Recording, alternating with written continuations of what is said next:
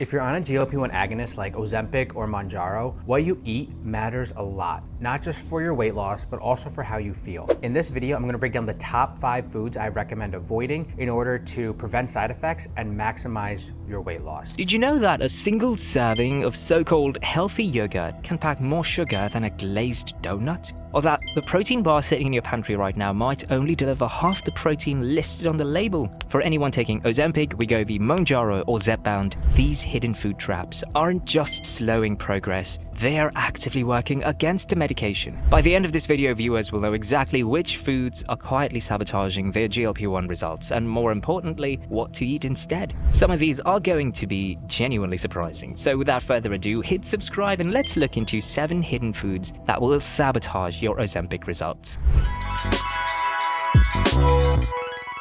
Number 7. Low-fat flavored yogurt. Starting the list with a food that almost everyone assumes is a healthy choice, low-fat flavored yogurt. It sounds like a win. It's in the dairy aisle, the label says low fat, and it feels like a responsible snack. But here's the problem. When manufacturers remove fat, they almost always replace it with sugar to keep the taste appealing. A 2018 analysis published in BMJ Open looked at nearly 900 yogurt products sold in the UK and found that flavored yogurts averaged over 10 grams of sugar per 100 gram serving. Organic varieties were actually among the worst offenders, hitting a median of 13.1 grams of sugar per 100 grams. That's comparable to many desserts. Why does this matter so much on a GLP-1 medication? These drugs work partly by improving insulin sensitivity and stabilizing blood sugar. Dumping a sugar-loaded yogurt into the system triggers an insulin spike that directly opposes what the medication's trying to accomplish. It's essentially pressing the gas and brake at the same time. The swap is simple: plain full-fat Greek yogurt. It's higher in protein, lower in sugar, and the fat actually helps with satiety, which matters even more when appetite's already suppressed by the medication.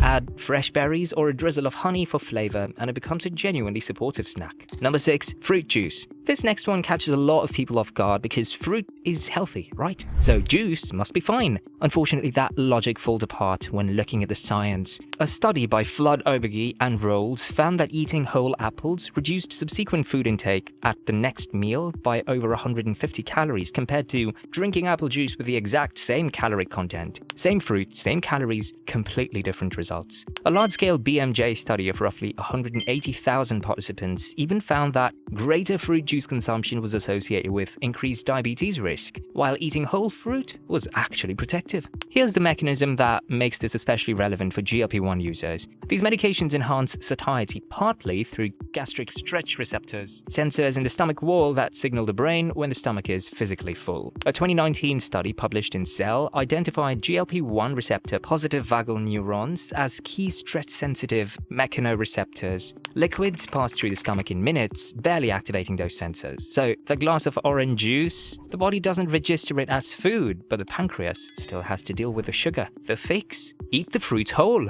An actual orange has fiber that slows sugar absorption, feeds beneficial gut bacteria, and physically fills the stomach. A glass of orange juice is basically sugar water with some vitamins. Number 5. Sugar-free products with maltodextrin. Number 5 is one that genuinely surprises most people. Sugar-free doesn't always mean blood sugar-friendly. Many sugar-free products, including certain sweetener packets, protein powders, and sugar-free candies, contain maltodextrin as a bulking agent, and maltodextrin has a glycemic index between 85 and 136. For reference, table sugar has a glycemic index of 65. Pure glucose sits at 100, so maltodextrin can spike blood sugar faster and higher than actual sugar. On top of that, many sugar-free products rely on sugar alcohols like sorbitol, mannitol, and maltitol. Research shows these can trigger bloating, cramping, and diarrhea at intakes above roughly 10 grams per day. A 2023 expert consensus published in the Journal of Clinical Medicine specifically warned that GLP-1 patients should be cautious with sugar alcohols because these GI symptoms stack on top of the medication's own digestive side effects. The practical takeaway? Flip the package over and read the ingredients. Look for maltodextrin,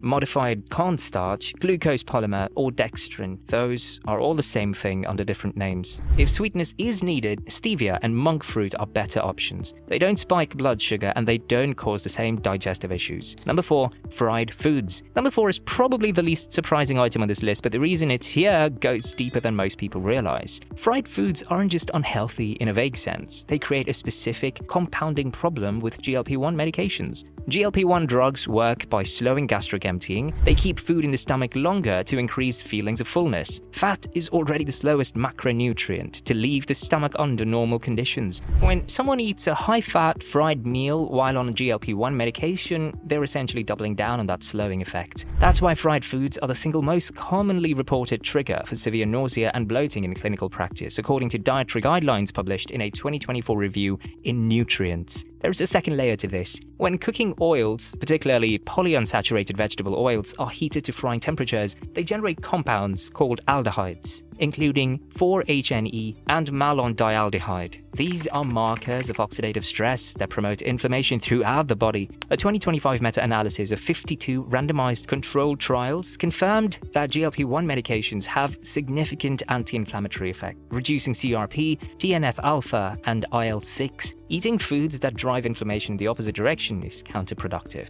The alternative doesn't have to be boring. Air frying, grilling, baking, or sautéing in a small amount of olive oil or avocado oil all deliver great flavor without the oxidized oil problem. Quick pause. GLP-1 meds are temperature sensitive, so please don't forget to check out our medical grade coolers at forallfamily.com to keep your meds safe and cold while traveling. Link is in the description. Moving on with number 3, healthy protein and granola bars. Number 3 is a category that thrives on clever marketing. Protein bars and granola bars sit in the health food aisle. They feature words like high protein and natural energy on the packaging, and they feel like a responsible choice. But a 2025 analysis of 1,641 protein bars published in Scientific Reports found something remarkable. While 81% of the bars qualified as high protein by labeling standards, the actual protein digestibility within the bar matrix ranged from just 47 to 81%. That means a bar claiming 20 grams of protein might actually deliver as little as 9 to 16 grams of usable protein. And that's before looking at the sugar content. Many popular granola and protein bars contain 15 to 25 grams of carbohydrate, a significant chunk of which comes from added sugars hiding under names like brown rice syrup, tapioca syrup, and fruit juice concentrate. When someone on a GLP-1 medication is already eating fewer total calories, every bite matters more. Spending those limited calories on a product that overpromises protein and underdelivers nutrition is a real setback. Better options include hard-boiled eggs, a small portion of beef jerky with minimal added sugar, or a handful of macadamia nuts. These deliver complete proteins and healthy fats without the hidden sugar load. Number 2, foods loaded with high fructose corn syrup.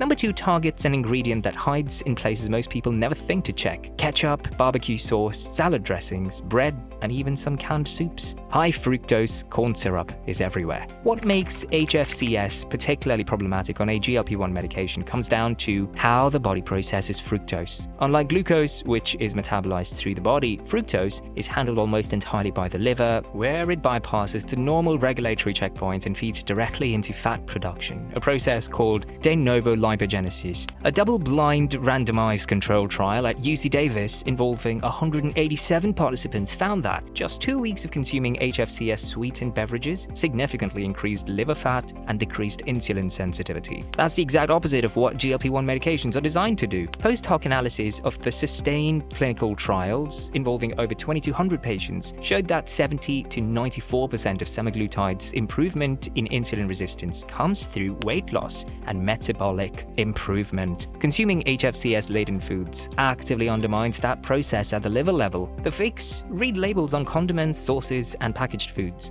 Choose versions sweetened with small amounts of regular sugar, or better yet, products with no added sweeteners. Simple swaps: mustard instead of ketchup, olive oil, and vinegar instead of bottled dressing can eliminate a significant source of hidden HFCS. Number 1, processed deli meats. And the number 1 hidden food sabotaging GLP-1 results: processed deli meats. This is the one that trips up most people, because when someone is told to eat more protein on their medication, deli turkey or ham slices feel like an easy, convenient answer. But processed meat is not the same as whole protein. A 2025 systematic review and meta-analysis of randomized controlled trials found that processed meat consumption raised CRP, a key marker of systemic inflammation, by 0.18 milligrams per liter. Unprocessed red meat meat, by comparison, showed no significant inflammatory effect. The culprits include nitrates, nitrites, advanced glycation end products, and high sodium, all of which promote oxidative stress and inflammation. The International Agency for Research on Cancer has classified processed meat as a Group 1 carcinogen. For GLP-1 users specifically, the high saturated fat in many deli meats compounds the gastric emptying delay, increasing nausea risk. The sodium can worsen fluid retention, and the inflammatory effect may partially counteract the medication's documented anti-inflammatory benefits. Meanwhile, research presented at the ENDO 2025 conference by Harvard and Massachusetts General Hospital found that eating less protein was directly linked to greater muscle loss on semaglutide, and greater muscle loss meant less improvement in blood sugar control. The takeaway: replace deli meat with whole protein sources. Rotisserie chicken, canned wild-caught tuna, hard-boiled eggs, or even a few ounces of leftover grilled steak all deliver complete amino acid profiles with higher bioavailability and none of the processed additives. So there it is, 7 foods that look harmless on the surface but are quietly working against GLP-1 medications behind the scenes. From low-fat yogurts hiding more sugar than a donut, to deli meats driving inflammation that the medication is actively trying to reduce, the details matter. The biggest surprise for most people is usually the sugar-free products. Finding out that maltodextrin can spike blood sugar higher than actual table sugar tends to change grocery shopping habits pretty quickly. Drop a comment below which of these 7 foods was the most surprising, and for anyone who's already made swaps that improved their results on Ozempic, Wegovy, Mounjaro, or Zepbound, share what worked. That kind of real-world experience helps everyone watching. Hit subscribe to learn more science-backed GLP-1 strategies every week, and check the description for additional resources. Until next time, make every bite count.